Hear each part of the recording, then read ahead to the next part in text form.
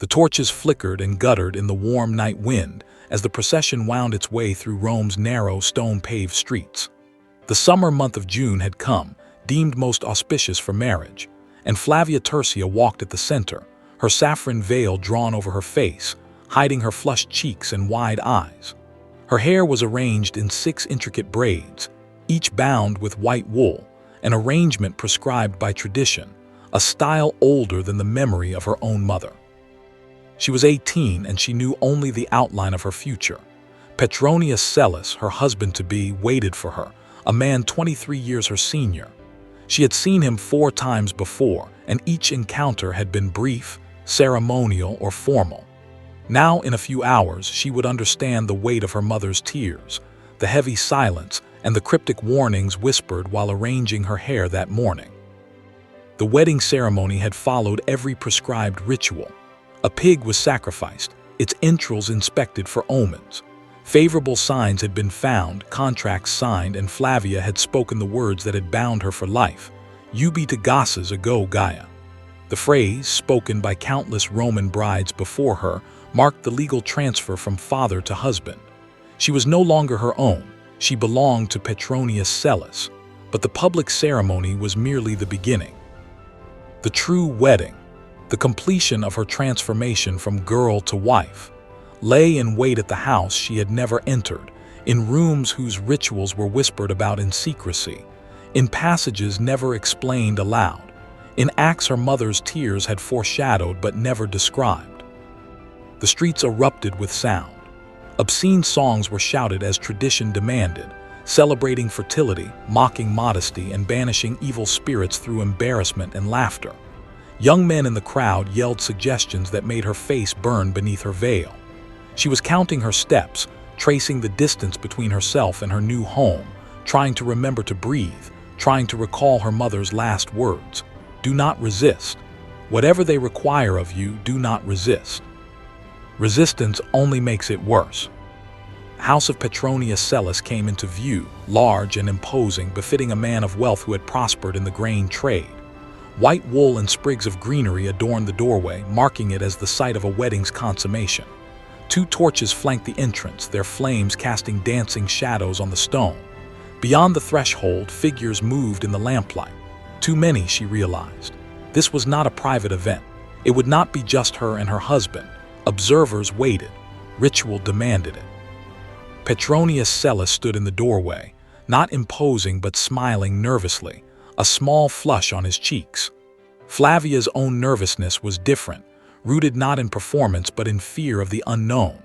Her mother's tears, her furtive warnings, the crowd's bawdy encouragement, all hinted at an ordeal whose details were deliberately hidden. Inside the atrium, Flavia's gaze settled on the figures awaiting her. The Pronuba, an older matron of honor, stood ready, her grip firm as she took Flavia's hands. A priest of uncertain affiliation lingered silently. 3 female slaves carried cloths and basins of water and oil, their faces blank as if trained to witness without acknowledgement.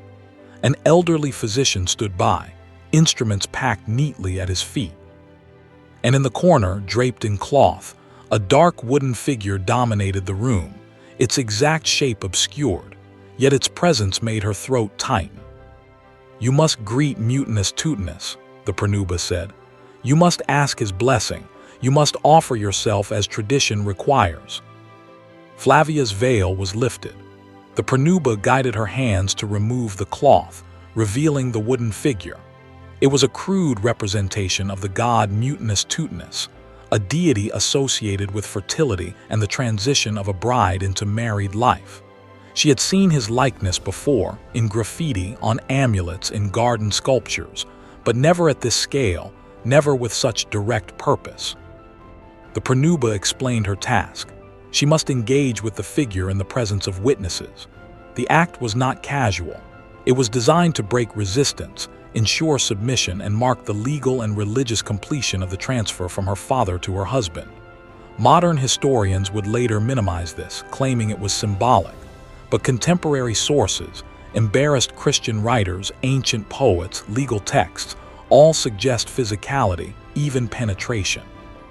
Before the ritual, the physician had examined Flavia. Her virginity, her status, her body as property, everything was verified and documented.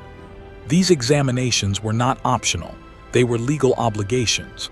A post-wedding examination would follow, confirming that the ritual had been properly performed. Every step of her transition was observed, verified, and recorded. Flavia approached the figure of Mutinus Tutinus with trembling hands. The Pronuba positioned her, instructing her with a mixture of authority and ritual formality. Slaves stood ready with cloths and oils. The physician observed in silence, and her husband watched, awkward and embarrassed. She understood, finally, the weight of her mother's warning, the meaning of the obscene songs, the reality of Roman marriage.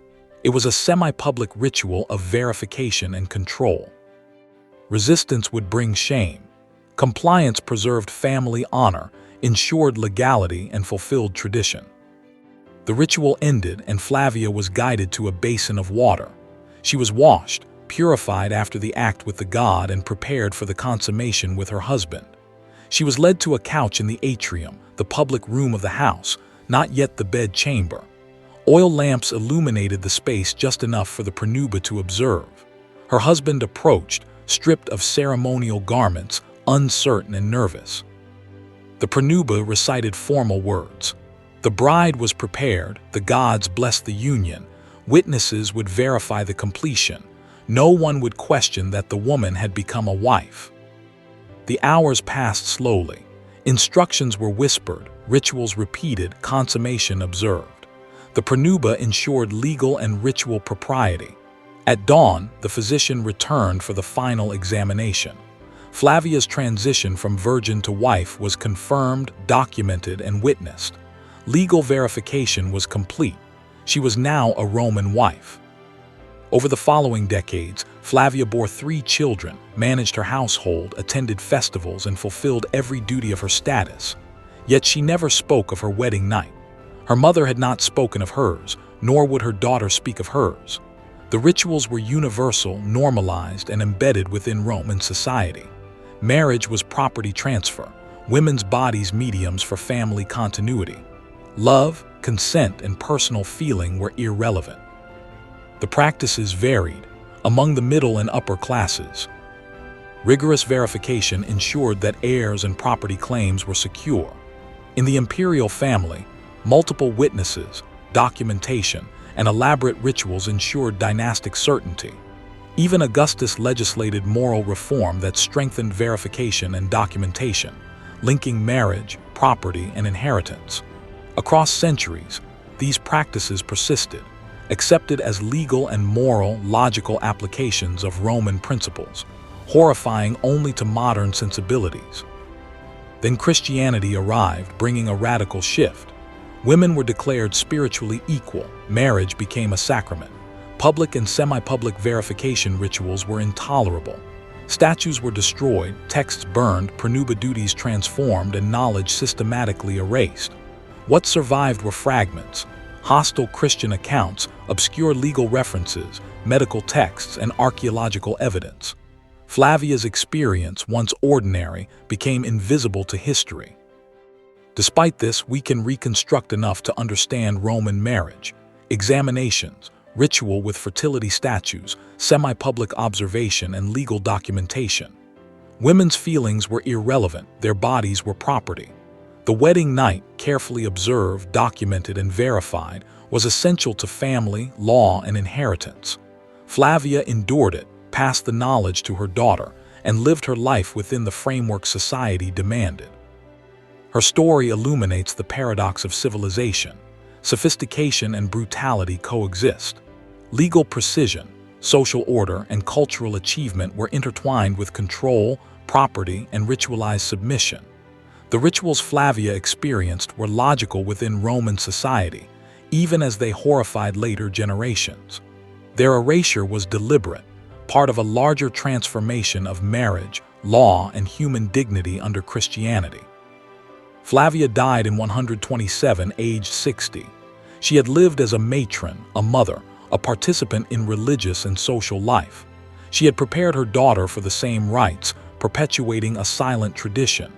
No writings remain, No testimony exists of her feelings, yet the structures, fragments, and objects survive. They tell us that Roman marriage was not merely ceremonial, but legal, ritual, and semi-public, centered on women's bodies as property, verified and documented to ensure continuity of family, inheritance, and social order. The memory of Flavia, of her mother, of her daughter, and countless Roman women like them, endures through fragments, archaeology, and reconstruction. Their lives, endured silently and ritualized, reveal how civilizations normalize practices that later seem monstrous, how evidence can be destroyed, and how generations can remain oblivious to what once was ordinary. The torches of their night, the crowds, the rituals, and the examinations, all are gone from common knowledge, but through careful study, we remember.